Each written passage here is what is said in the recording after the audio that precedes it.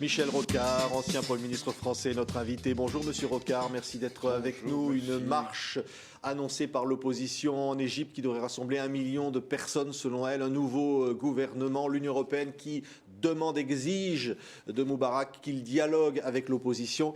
Que peut-on dire sur la situation en Égypte ? Qu'elle n'est pas surprenante, qu'elle correspond à une colère d'un peuple pauvre, dans le pays duquel les inégalités s'étaient gravement élargies toutes ces dernières années. L'Égypte affiche 4 ou 5% de croissance par an de son produit intérieur brut depuis 7 ou 8 ans. C'est pas mal. Et on aurait un tel si ça avait été décemment partagé. Mais il y a une grande bourgeoisie égyptienne qui rapace moins qu'en Tunisie quand même, mais suffisamment pour exaspérer un peuple qui, lui, vit mal. D'autant que l'Égypte a des drames très sérieux, puisqu'elle n'a pas assez de terre labourée pour sa surface. C'est principalement un désert, plus une seule vallée fertile. La construction d'un aéroport ou même d'un ensemble de maisons, c'est de la terre agricole en moins, et maintenant on calcule ça. Des erreurs politiques commises par Moubarak qu'il doit payer aujourd'hui en quittant le pouvoir ?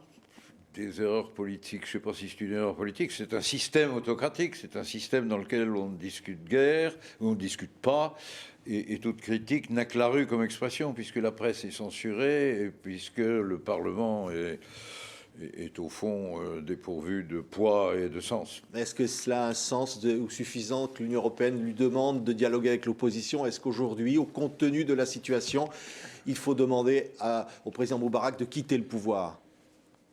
C'est pas tout à fait la même chose.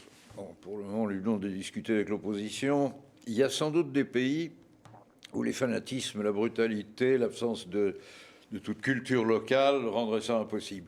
L'Égypte est un pays plus cultivé que les autres, que le monde arabe, enfin que la région, plus intellectuel aussi. Il y a beaucoup une bourgeoisie qui a fait des études supérieures. Il y a eu des partis politiques qui sont dissous. Des hommes sont toujours là. Dialoguer en Égypte, c'est loin d'être impossible. Je connais bien l'Égypte, j'y suis allé souvent. J'ai rencontré lors de mon dernier voyage des gens des frères musulmans. On parlait durement, mais on parlait intelligemment. Donc vous pensez que Moubarak peut engager le dialogue, est à même de le faire ? Je ne dirais plus tout à fait ça aujourd'hui. Je le pensais il y a 8 jours. Mais 8 jours perdus ont aggravé beaucoup de choses, et probablement aggravé les antipathies et les refus de dialogue. C'est tard, mais enfin, il vaudrait mieux. Oui, mais il est toujours l'homme de la situation ? Ça dépend de la vie de son armée. Mais il a été quand même beaucoup moins scandaleux pour son pays que n'a été Ben Ali. Et il est clair que les forces militaires qui connaissent bien la région, les autres pays, les voisins, la Syrie, la Libye, le Soudan, tout ça, c'est pas des pays très sympathiques. L'Égypte tient plutôt debout mieux que les autres, et l'armée le sait. Elle n'est sûrement pas prête à tirer sur le peuple, mais sûrement pas prête non plus à considérer comme absolument prioritaire de renverser le régime. C'est très difficile à savoir tout ça, vous m'en demandez beaucoup. Mais par rapport à l'Égypte et par rapport à la Tunisie, où la France a été très critiquée, alors d'ailleurs une délégation du Parti Socialiste va se rendre à Tunis avec Harlem Désir, c'est une bonne chose pour vous que les socialistes se rendent sur place ? Ah ben bien sûr. Dans ces affaires, on manque toujours d'informations.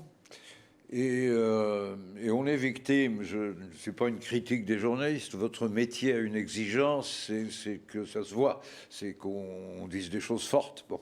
Et par conséquent, ce qui est nuancé, ce qui est progressif n'est pas souvent perçu. On ne le connaît pas. Or, c'est la clé de l'issue.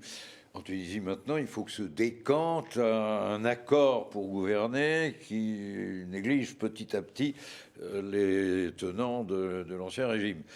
C'est une affaire de beaucoup de palabres. Or, il n'y a pas d'institution pour ça, il n'y a pas de parlement respecté. Que peut dire ou que peuvent faire Harlem Désir et la délégation socialiste ? Que peuvent-ils apporter de très concret ? S'informer pour essayer d'obtenir que le jugement de la France et donc de la communauté internationale soit aussi compréhensible, mais compréhensif aussi, et tolérant que possible, et aussi intelligent que possible.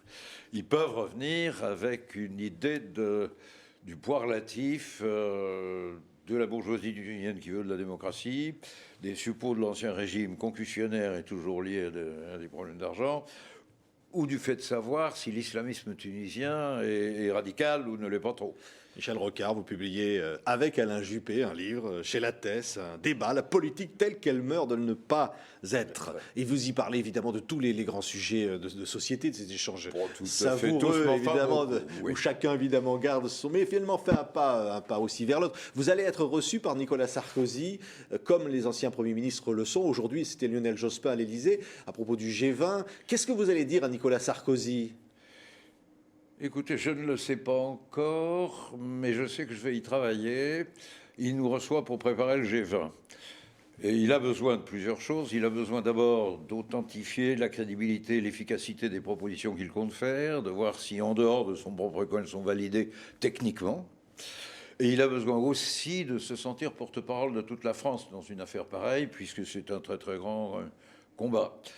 Alors, ma semaine prochaine, je vais préparer d'un peu plus près, car nous sommes toujours dans une crise financière sans solution, et il y a de multiples aspects. Vous avez vu que ces semaines dernières, les prix des denrées agricoles recommencent à s'emballer. C'est de nouveau lié aux excès, à la dangerosité de ces produits dérivés. Mais qu'est-ce que vous lui donneriez s'il n'y avait qu'un seul conseil à lui donner dans une période aussi difficile? Vous allez lui dire quoi, globalement? Je ne sais pas encore si la priorité de ce que j'ai envie de lui dire ira aux prix agricoles dont je viens de parler ou ira au changement de système monétaire mondial.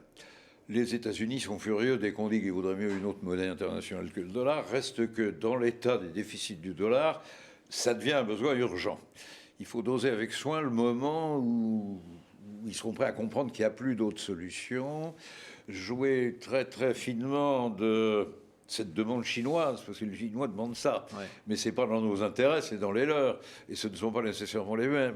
Donc il faut faire attention où on met les pieds et avec qui on s'allie et jusqu'où.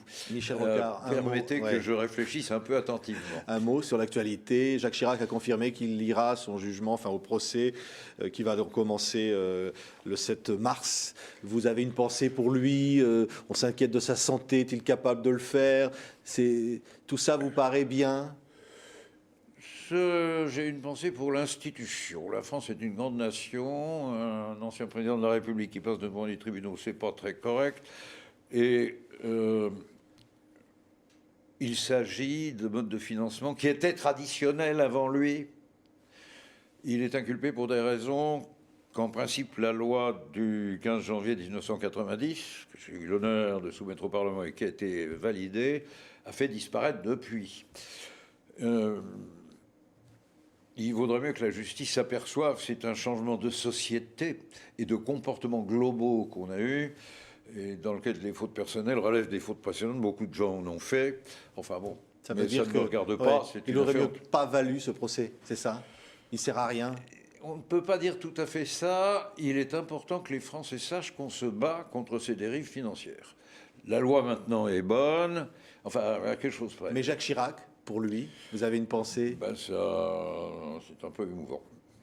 Merci. Je constate quand même que vous vous intéressez beaucoup plus à l'actualité qu'à mon bouquin. Non, un mot sur le bouquin. Et pourtant, nous avons eu plaisir à dialoguer tous les deux. Mais un pas vers Alain Juppé dans ce livre. Non, pas un pas parce vers Alain Juppé, mais il est éclairant à travers ce dialogue qu'un gaulliste social n'est pas un représentant de la droite d'argent qui croit à l'optimalité des marchés et au droit de faire fortune.